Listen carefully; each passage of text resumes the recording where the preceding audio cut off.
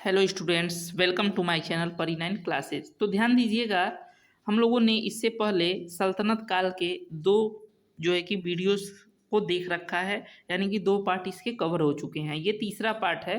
ठीक है ना। हम लोगों ने पढ़ा था कि कैसे ऐबक जो है कि स्थापना करता है। ठीक है ना। किसका? गुलाम वंश का। उसके बाद से इल्तुतमिश जो है कि उसका लड़का ऐबक का आराम शाह जो है कि गद्दी पर बैठता है और उसको हरा करके जुड़ के युद्ध में इल्तुतमिश क्या करता है, जो है कि अ, अधिकार कर लेता है दिल्ली गद्दी पर। और फिर उसके बाद से जब क्या होता है, इल्तुतमिश की मृत्यु हो जाती है, तो रुकुनुद्दीन जो है फिरोज, ठीक है ना, जो कि इल्तुतमिश का क्या था, इल्तुतमिश इसका पिता था और शाह तुर्कान इसकी माता थी। ये क्या करता है, गद्दी पर बैठता है और यह एक अयोग्य शासक था। ठीक है ना। यह एक अयोग्य शासक था और ये बहुत ही जनता के साथ दुर्व्यवहार करता था। व्यवहार इसके अच्छे नहीं थे।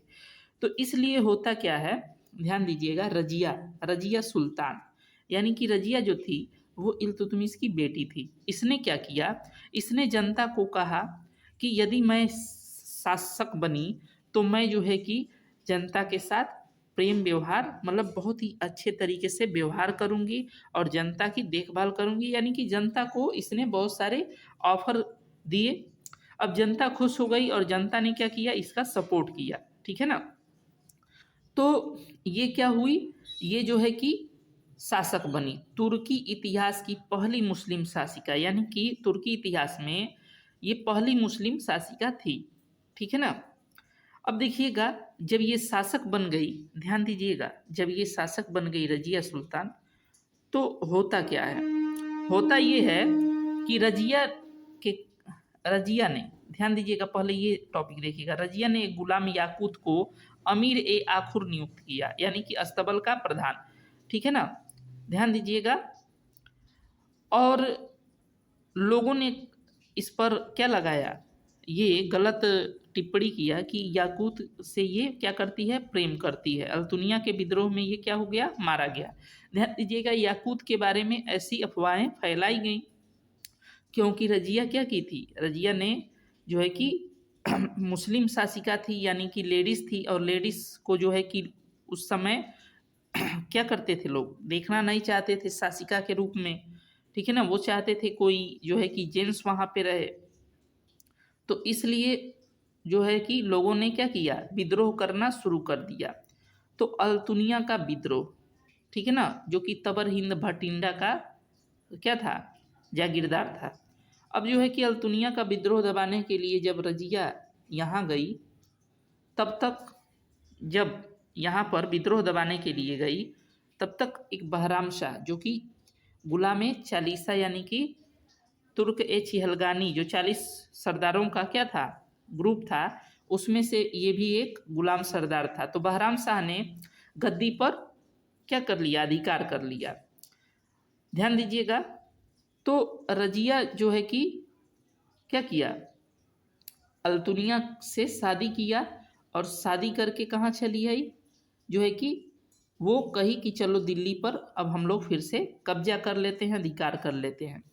लेकिन रास्ते में, ध्यान दीजिएगा, रजिया की हत्या हो गई 25 दिसंबर 1240 को कैथल नामक जगह पर। ठीक है ना। कैथल नामक जगह पर, जो कि हरियाणा में है। ध्यान दीजिएगा, बहराम शाह ने इन दोनों की हत्या करा दी, अल्तुनिया और किसका, रजिया की। ध्यान दीजिएगा, अब रजिया से संबंधित कुछ चीज़ें हैं। रजिया क्या करती थी, कूल्हा और चोगा धारण करती थी। ये कूल्हा चोगा क्या होते थे, तो कूल्हा टोपी को कहते थे और चोगा कुर्ता को। तो इतनी बातें आप लोग याद रखिएगा। याकूत को इसने अमीर आकुर के नियुक्त किया था। ठीक है ना। यहाँ से क्वेश्चन जरूर बन सकता है। अल्तुनिया के विद्रोह में यह क्या हो गया, मारा गया। तो देखिएगा, बहराम शाह ने तो रजिया को मार दिया। ठीक है ना। और उसके बाद से क्या हो गया, यही शासक बना। तो जब ये शासक बना, तो इसके शासक बनने में क्या किया था, 40 गुलामों ने, यानी कि जो 40 तुर्क चिहलगानी के जो ग्रुप के मेंबर थे, सारे गुलाम ही थे, और उन लोगों ने इसकी मदद की और ये कहा कि ये रहे और ये कोई मतलब गलत तरीके से व्यवहार न कर पाए, अपनी शक्ति ज़्यादा बढ़ा न पाए। ठीक है ना। ध्यान दीजिएगा, ये भी इल्तुतमिश का पुत्र ही था, ठीक है ना, रजिया का भाई। तो इसने अपना नायब ए मुबालिक, ठीक है ना, ध्यान दीजिएगा, नायब ए मलिकात या नायब ए मुमालिक किसको नियुक्त किया? तो एतगीन को नियुक्त किया। किसको? एतगीन को नियुक्त किया। अब जरा ध्यान दीजिएगा, ये एतगीन को क्या नियुक्त करता है? नायब ए मुमालिकात, यानी कि एक नया पद बनाया गया ताकि इस पद पर रहने वाला व्यक्ति राजा को क्या करेगा? कंट्रोल करेगा। लेकिन इसने क्या किया? एतगीन की हत्या कराई। एतगीन की हत्या कराई। तायर के नेतृत्व में मंगोलों ने 1241 में आक्रमण किया, यानी कि इसी के समय में क्या हुआ? तायर नामक क्या था? सेनापति था, जिसके नेतृत्व में मंगोलों ने 1241 में यहाँ आक्रमण किया, लेकिन इसने उनको सफलतापूर्वक क्या किया? जो है कि उनसे बचा रहा। अब देखिएगा मसूद शाह, फिर कौन आता है? मसूद शाह, जो रुकनुद्दीन फिरोज का पुत्र था, ठीक है ना, रुकनुद्दीन फिरोज का पुत्र था। उसके बाद से ध्यान दीजिएगा, उसके बाद से कौन सा शासक आ जाता है? नसीरुद्दीन महमूद, जो कि 1246 से 1266 तक रहेगा। ये देखिएगा, ये भी इल्तुतमिश का पुत्र था। सल्तनत काल का औरंगजेब इसको कहा जाता है। सल्तनत काल का औरंगजेब कहा जाता है। ये टोपी सीकर जीवन व्यतीत करता था। क्या करता था? टोपी सीकर के जीवन व्यतीत करता था, यानी कि ये अपने ऊपर कोई खर्च नहीं करता था शाही खजाने से। यह खुद टोपी सीता था और उससे जो भी कमाई होती थी, इनकम होता था, उसी से अपना गुजारा करता था। नायब ए मुमलिकात इसने किसको नियुक्त किया? तो बलबन को नियुक्त किया। किसको किया? बलबन, गियासुद्दीन बलबन। देखिएगा महमूद क्या था? बलबन का दामाद था, यानी कि बलबन ने अपनी लड़की की शादी इससे कर दिया, ठीक है ना। उसके बाद से लिखा है शमसी वंश का खात्मा, प्रथम इलबरी वंश का खात्मा, यानी कि अब देखिएगा यहाँ से क्या होता है? शमसी वंश का खात्मा हो जाता है, प्रथम इलबरी वंश जो था उसका खात्मा हो गया यहाँ से, ठीक है ना, क्योंकि ये सब इलबरी वंश के थे, ठीक है ना, शमसी वंश के थे। अब देखिएगा कौन आ जाता है गद्दी पर? आएगा बलबन। कौन आएगा? बलबन। अब देखिएगा नसीरुद्दीन से अपनी बेटी का विवाह कर देता है और जो है कि ये क्या करता है? नसीरुद्दीन की हत्या कर देता है। उसके बाद से ध्यान दीजिएगा, ये जो है कि पहले से ही किस पद पर था? नायबे मुमालिकात, तो इसके पास कंट्रोल ज़्यादा था। तो देखिएगा 1266 से 1287 तक इसका शासनकाल द्वितीय इलबरी वंश का शुरुआत माना जाता है। क्या माना जाता है? और इसे इतिहासकार बलबनी वंश भी कहते हैं। क्या कहते हैं? बलबनी वंश। देखिएगा इसका पूरा नाम क्या था? गियासुद्दीन बलबन। यह इल्तुतमिश का गुलाम था। यह भी क्या था? इल्तुतमिश का गुलाम था। और ये भी बहुत सारे जो है कि परेशानियां झेलते हुए आगे बढ़ा था, यानी कि प्रमोशन पे प्रमोशन ये पा रहा था अपनी जो है कि कुशलता पूर्वक अपने कार्यों से। वास्तविक नाम क्या था इसका? बहाउद्दीन, ठीक है ना, वास्तविक नाम क्या था? बहाउद्दीन। उपाधि, अब ध्यान दीजिएगा, उपाधि उलुग खां। यह उपाधि इसे किसने दी थी? महमूद ने दी थी। किसने दी थी? महमूद, नसीरुद्दीन महमूद। उसके बाद से देखिएगा, ध्यान दीजिएगा, लिखा है अमीर ए शिकार बना, ठीक है ना, ध्यान दीजिएगा, अमीर ए आखुर बना। किसके समय में? बहराम शाह के समय में। ये अमीर ए शिकार के पद पर और अमीर ए आखुर के पद पर रहा। किसके समय में? तो बहराम शाह के समय में।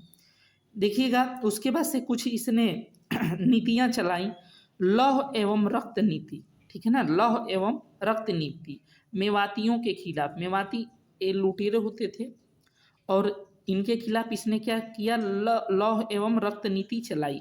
तो आपसे एग्जाम में सीधे सीधे पूछेगा लौह एवं रक्त नीति किसने चलाई? तो बलबन ने। तुर्क ए चहलगानी का अंत कर दिया, यानी कि जो इल्तुतमिश ने क्या किया था? गठन किया था, उसे इसने समाप्त कर दिया। इसने एक प्रथा चलाई, सिजदा पाबोस। ध्यान दीजिएगा, सिजदा का मतलब होता था झुकना और पाबोस का मतलब होता था चूमना, यानी कि सिजदा झुक करके हाथों को चूमना, ठीक है ना, और जो है कि या पाँव को चूमना, जो भी हो। और उसके बाद से क्या होता है, लोग जब दरबार में आते थे तो झुक करके और चूमते थे पैरों को, ठीक है ना। अब देखिएगा नौरोज, नौरोज उत्सव शुरू किया, ठीक है ना। ये क्या था, ये फारसियों का त्यौहार था। पहली बार गैर इस्लामिक प्रथा दिल्ली सल्तनत में लागू हुई, यानी कि ये नौरोज त्यौहार, ठीक है ना। फारसी पद्धति में दरबार का गठन किया, ठीक है ना। फारसी पद्धति में इसने क्या किया, दरबार का गठन किया, यानी कि दरबार का जो डिज़ाइन था, सजावट थी, वो फारसी पद्धति में किया। सैनिकों के लिए नगद वेतन की व्यवस्था की, किसने की, सैनिकों के लिए नगद वेतन की व्यवस्था इसने किया। उसके बाद से देखिएगा, इसने 2 विभाग बनाए, बरीद ए मुमालिक, जिसको गुप्तचर विभाग कहा जाता था। क्या कहा जाता था, गुप्तचर विभाग। उसके बाद से देखिएगा, दूसरा है दीवाने अर्ज, यानी कि सैन्य विभाग, ठीक है ना। बलबन ने न्याय विभाग की स्थापना की थी, किसकी स्थापना, न्याय विभाग की। बलबन के समय 1279 और 1285 में मंगोल आक्रमण हुए। 1279 में बंगाल में तुगरिल खान ने विद्रोह किया, किसने विद्रोह किया, तुगरिल खान ने विद्रोह किया, ठीक है, ध्यान दीजिएगा। तो इस विद्रोह को बलबन ने दबा दिया। फिर है, इसका जो लड़का था वो गद्दी पर नहीं बैठना चाहता था। क्या नहीं करना चाहता था, तो गद्दी पर नहीं बैठना चाहता था। तो इनके पोतों ने, जो पोते थे इसके लड़के के लड़के, वो बारी बारी से क्या होते हैं, गद्दी पर बैठते हैं। तो सबसे पहले कैकूबाद बैठता है, जो बलबन का पोता था। फिलोखरी का किला इसने बनवाया। बस यहाँ से इतना ही क्वेश्चन पूछा जाएगा। फिर दूसरा है कैमूर्स, ठीक है ना, कैयूमर्स भी कहीं कहीं लिखा रहता है। तो इसका नाम शमशुद्दीन द्वितीय भी था। गुलाम वंश का यह क्या था, अंतिम शासक था, ठीक है ना। इसकी हत्या किसने कर दी थी, तो जलालुद्दीन खिलजी ने कर दी थी, जो कि इसका क्या था, इसका संरक्षक था। तो आज के लिए इतना ही। चैनल को सब्सक्राइब कीजिए और वीडियोस को देखिए, सारे वीडियोज आपको फ्री में मिलेंगे।